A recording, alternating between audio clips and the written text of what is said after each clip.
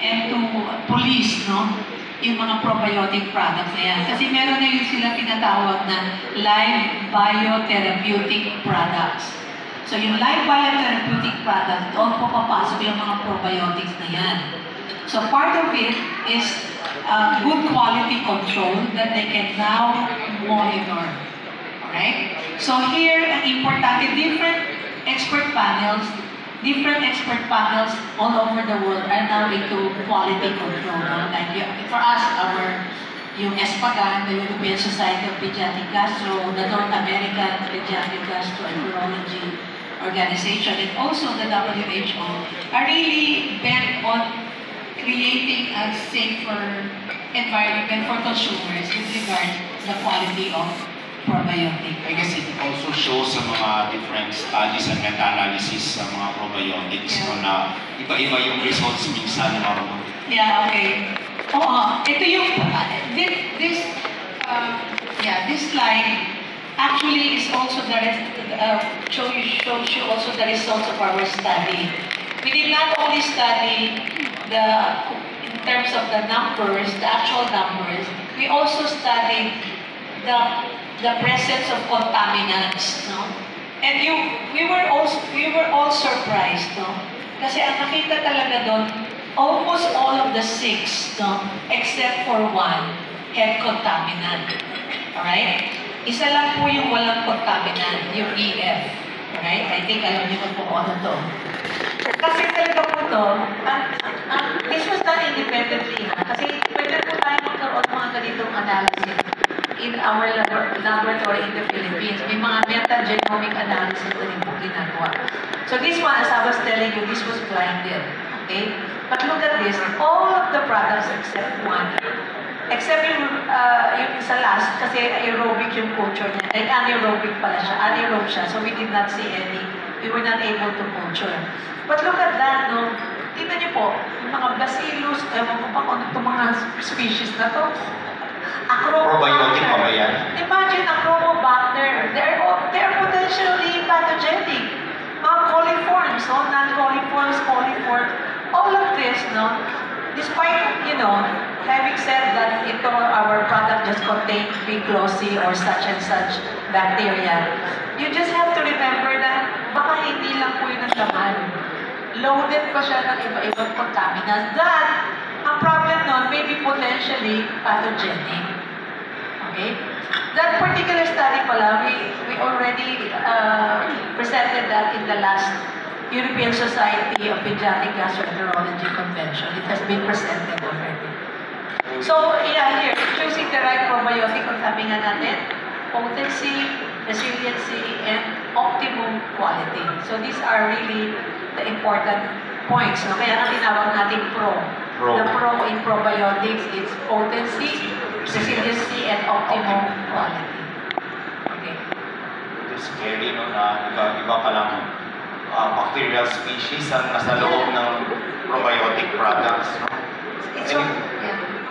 So, do you believe that for the audience, no? So, do you believe that your patients get what they pay for from the probiotics that you prescribe to them?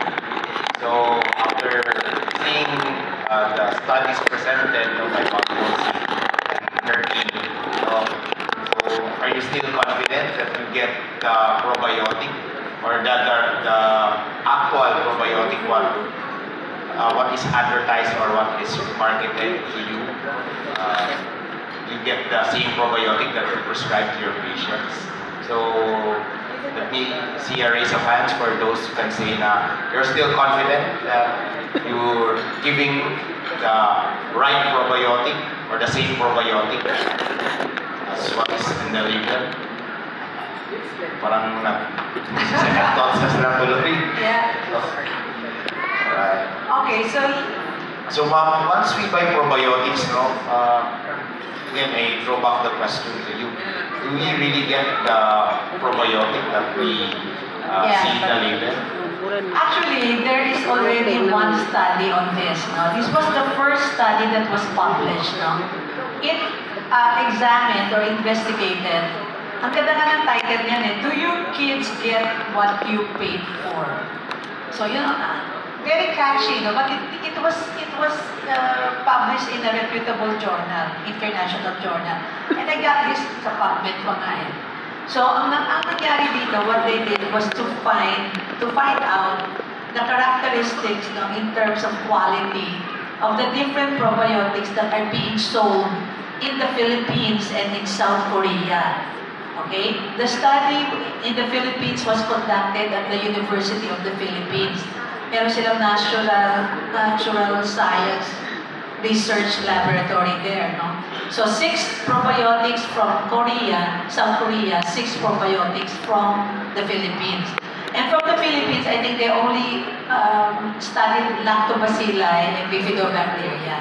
And you know what? I was also surprised to see ito.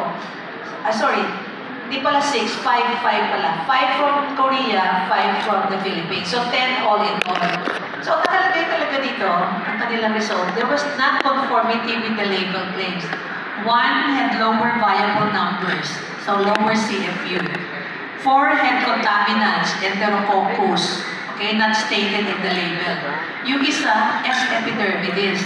And when they study this S. epidermidis, mukhang hindi lang siya contaminant. It's possible pathogenic daw, okay? And then, nakalagay pa dito, some have biogenic amines, no? Yung biogenic amines, they did not only study the quality in terms of number of contaminants, but also yung metabolic effects, no? So, in terms of yung biogenic amines, I think the biogenic amines is a reflection of parang kung stale na yung product. Panis na. Oo, panis na. Okay? So yun, ang nakita nila doon, some have biogenic amines, and some were also resistant to certain probiotics, no? And actually, 1 out of 2 among all those that were analyzed, no, sabi nga dyan, can you go back? 1 out of 2 did not contain most of the microorganisms declared using the more sophisticated metagenomic analysis. So, anong bottom line ito? No? The bottom line really is quality really matters. No? At the same time, you're not really sure whether what you're paying for is what you get talaga. Especially the consumer that is the probiotic is intending to be given are the children. So you can never tell whether these probiotics are really of good quality or not. Ang hirap talaga. Yeah. I guess the South Korean study backs up your study that you did in the Philippines. It was more or less similar in yung concerns of the quality of the probiotics that we see in the market. That is now trusted. I think even NASPACAN, American and European Society, are also now intending to do some quality assessment of the different probiotic products. Okay. So as I was mentioning, strain is important. Strain designation is very important. Kasi ang effect niya is strain-specific as well as disease-specific. So, ang importante nito, what is being sought for in a probiotic clinical trial is what strain did those investigators utilize. Kasi nga, iba-iba po yung effect. Even they are all, let's say, bacillus or all lactobacillus, but they have different strains. Usually, the effects are really different with each strain. Okay, so yun nga, strain specific, no? So, iba-ibang characteristic is not necessarily the same for another strain. Like for example, now here, for our yung isang reclosing na to, no? As mentioned, they have 4 strains, the OC, the NR, and the SIN, no? This study was done to see yung persistence of the particular spore probiotic na to, alright, in the stool, no? So what they did was to get one volunteer, or a volunteer, and then pina-ingest ng 1 dose of this probiotic. And then, every day, nagsasabit siya ng stool sample. Alright? And tinitingnan if they can recover the spores from the stool. And what was amazing is that that's just with 1 dose, they were able to isolate okay? Or recover the spores from the feces until the 12th day. So, imagine 1 day lang siya nag-take, ha? But, na-isolate pa rin, na-recover pa rin yung spores which were more in number compared to the usual, to the original ingested amount, no? So, until 12 days. And among the strains, yung OC, ang sabi dito, is the best adapted. And the most, kumbaga, anong tawag ito, last man standing na strain is the NR. So, ibig sabihin niya, kahit na marami siyang strains, iba-iba rin ang characteristics ng strain. And the persistence of the probiotic in the stool will also be dependent on the strain that was used. Okay? So, yung survival is dependent on different qualities of your probiotics. And usually, kung talaga nagsusurvive, nagmumultiply, nagpo-colonize inside the gut, you can still recover the probiotic from the stool. Hindi ba lang forever ang probiotic? But you know what? Kasi akala lang natin, pagkatapos ma-ingest, tapos na. Yun pala, pwede pa rin siya mag-expire kahit na isang beses ka lang minom. Yun ang ibig sabihin yun. For this OC, semen, or strain, 2 weeks, almost 2 weeks siya. Yeah, mag-persist pa rin. So, Doc, we were talking about quality, strain specificity, and other properties of your probiotics that make it a good probiotics. And for us clinicians, I think one important thing to consider is the dose. So, is there a difference between the dose of probiotics if we give it in children and if we give it in adults? Yeah, I think there is. Right. Usually for children, I think in general, the dose will be dependent on the strain, number one, and at the same time, on the indication. Yan ang lagi natin sinasabi, it will be dependent on those two important factors. Like for example, for your Biclosin, OCC, NR, at saka Tino, if you're after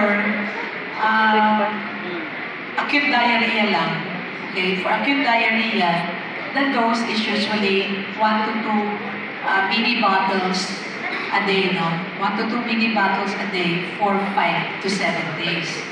Okay? Remember, I emphasize mini bottles kasi yun ang nakalagay dun sa kanilang huwag yung lalagay na vial. Kasi before, nung unang-unang pa yung kamamarket, nilalagay kasi vial. Hindi alam, bago pa lang. Iba, mistakenly ini-inject tuloy. Kaya ako, lagi nakalagay sa prescription ko, mini bottle. Alright, so 1 mini bottle or 1 to 2 mini bottle for 5 to 7 days. That is for acute diarrhea.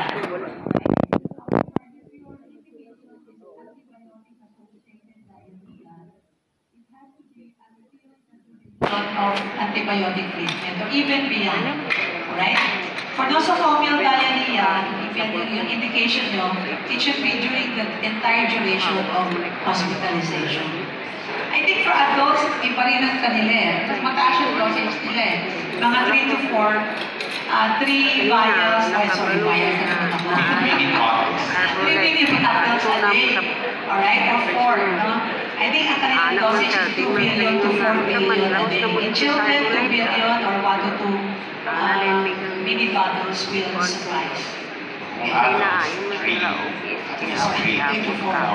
Maybe children, 1 to 2. Ako usually I just eat 1, pero twice a day. How safe are probiotics? Should we be concerned for any side effects? This is a good question, Jao. Mainly because just like any drugs or supplements, we are also, it's not just efficacy that we should be after, but also safety. No? Now, in several studies that were conducted, no? Like for example, mga meta-analysis, like ito sa Cochrane database, ang nakita nila dyan, out of the 300 plus studies, only 28% reported adverse events. The rest hindi sila nag-report. Okay? Now, in another trial investigating 24 trials, yung nakalagay dito, yung mga at-risk populations lang were prone to develop the side effects of the adverse events. So these are those critically ill children, those who are immunocompromised, okay? And those, yung iba doon nakalagay yung mga indwelling catheters, critically ill, immunocompromised. Yun yung mga where safety of probiotic may be the issue, no? So that is the reason why, pagka ganon, immunocompromised, critically ill, kadalasan yan is one of the contraindication for usage of your probiotic. Okay? So, yung mga ganong klase, hindi na natin sila binibigyan. Lalo na yung mga oncology patients, HIV patients, kadalasan hindi na sila nagbibigay dyan ng probiotic. In this meta-analysis, no, kahit pregnant women, elderly, many patients, nabigyan nila only 2 cases. Usually, yun nga, parang ang nangyayari lang anecdotal or just case reports.